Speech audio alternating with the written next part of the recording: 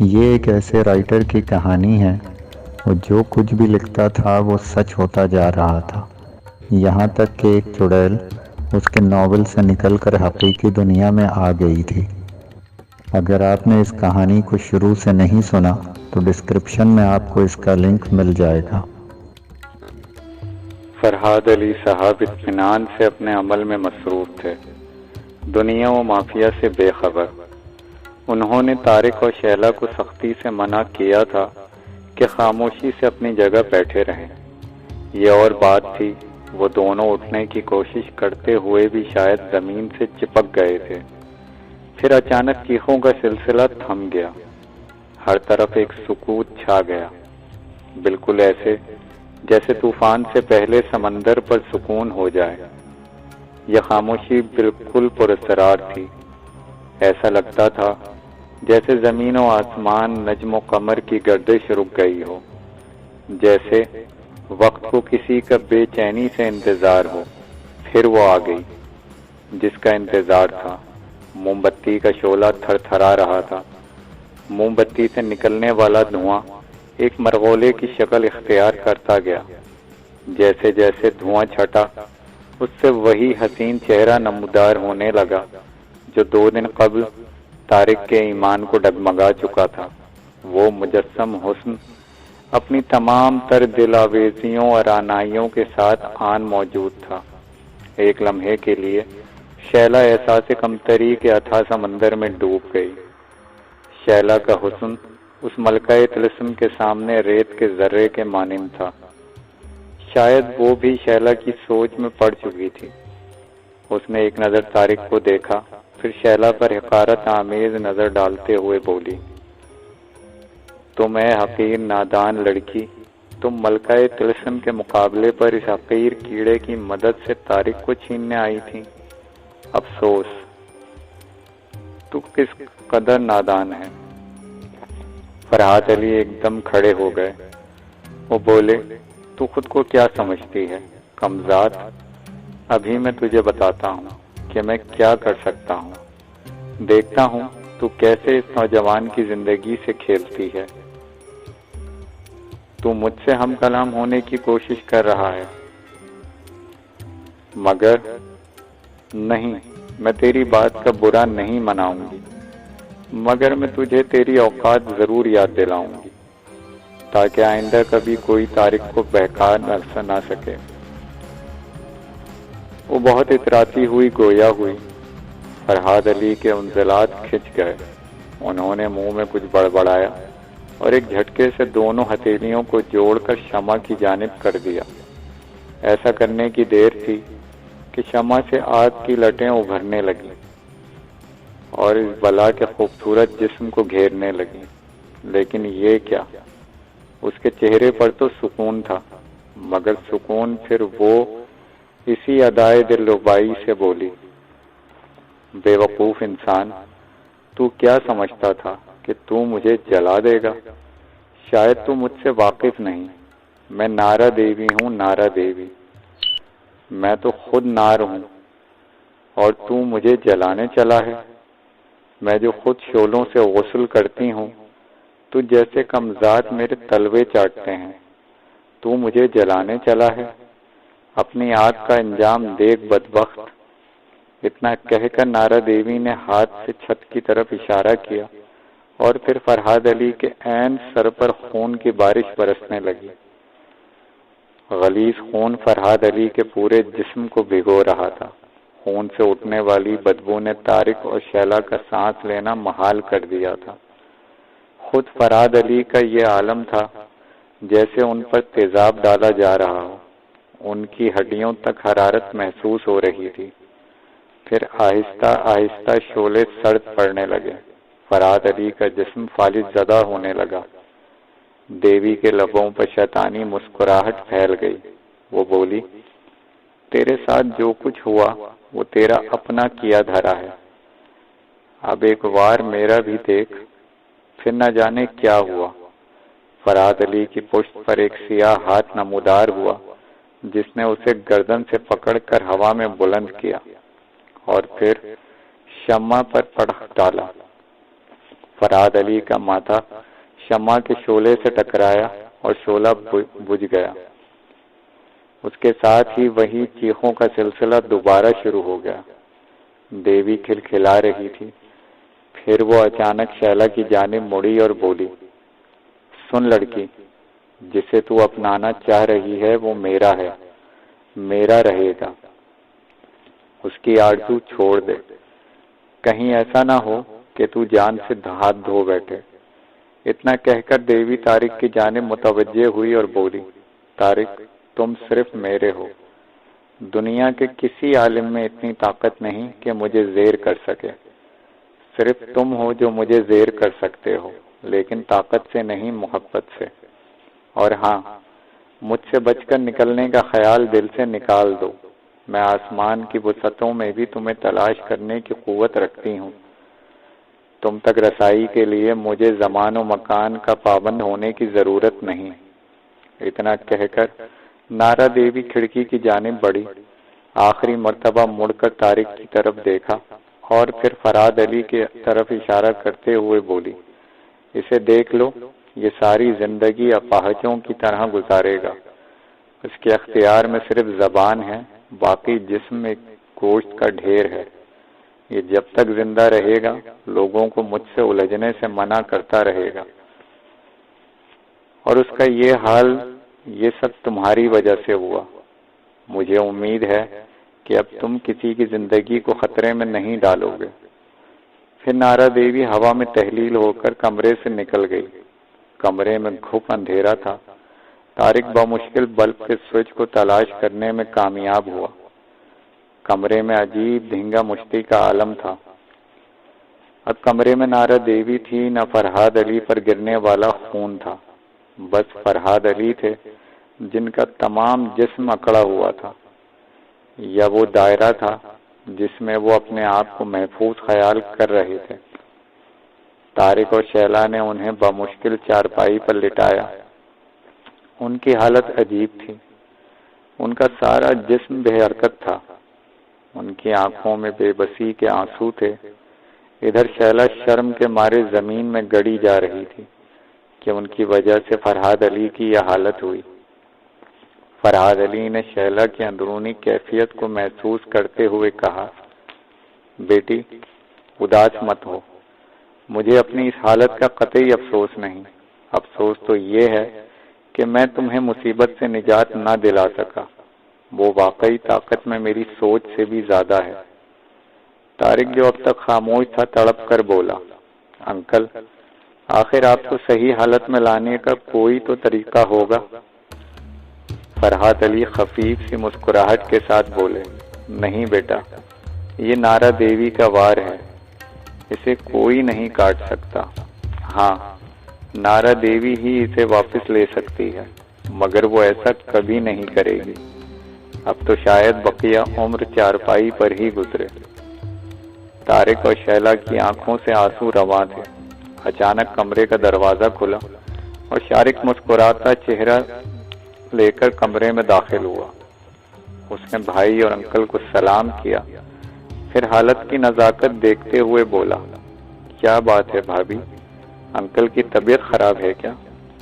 اس سوال کے جواب وہ دونوں کیا دیتے؟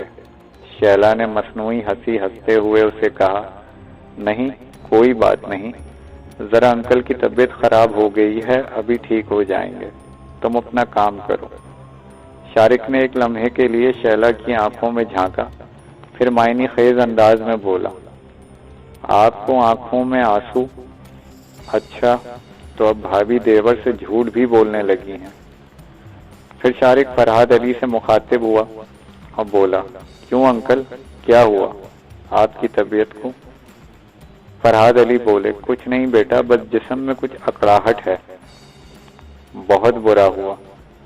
شارق چہک کر بولا، آپ کی طبیعت نے میری بھابھی کو اداس کر دیا ہے، اور میں اپنی بھابھی کو اداس نہیں دیکھ سکتا، لگتا ہے آپ کو ٹھیک کرنا ہی پڑے گا۔ شارق کی اس معصومانہ ادا پر سبھی مسکرا اٹھے۔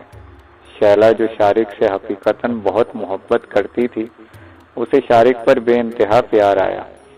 شارق ایک دم اٹھا اور تپائی پر پڑے ہوئے جگ میں اسے ایک گلاس سے کچھ پانی ڈالا اور گلاس ہاتھ میں لے کر کچھ پڑھا اور پانی پر پھونک مار کر سارا پانی فراد علی کے جسم پر انڈیل دیا۔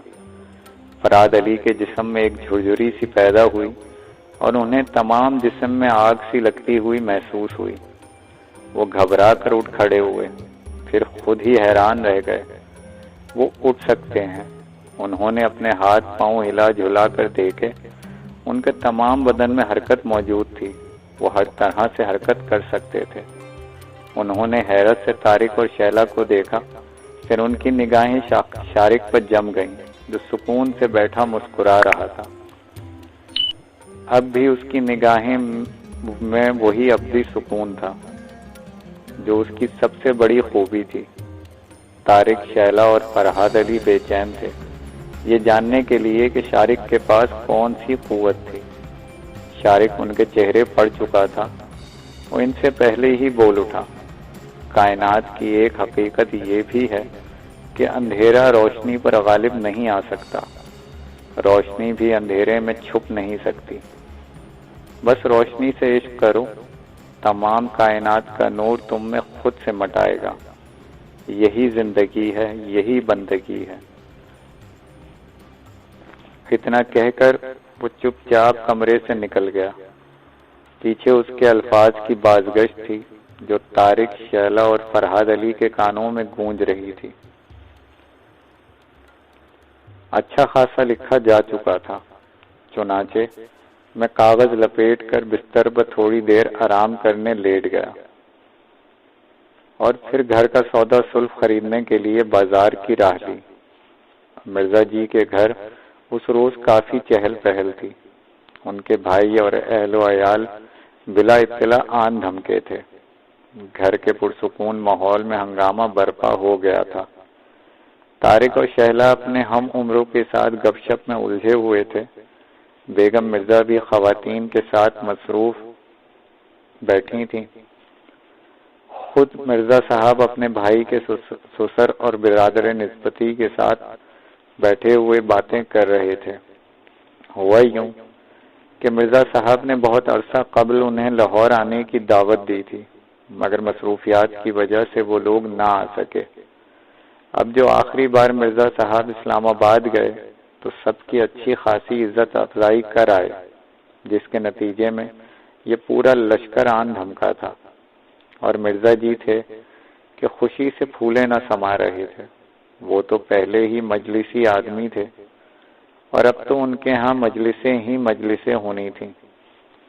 مرزا صاحب کے مہمانوں میں ان کے بڑے بھائی کے سسر مولوی عبدالحق صاحب، ان کے بیٹے اور مرزا جی کے برادر نسبتی عبدالقیوم صاحب تھے۔ اگرچہ وہ زیادہ مذہبی آدمی نہ تھے، مگر فرائض سے کبھی غفلت نہ برتتے تھے۔ وہ محکمہ جنگلات میں اعلیٰ عہدیدار تھے اور ایک پورے جنگل کے انچارج۔ ان کے ہمراہ ان کی بیگم اور دو بیٹیاں امبر اور سحر تھیں، دونوں ایم اے کی طالبات تھیں۔ ان کے علاوہ مرزا جی کے دونوں بھابیاں اور ان کے بچے بھی آئے ہوئے تھے۔ تمام بچے جوان تھے۔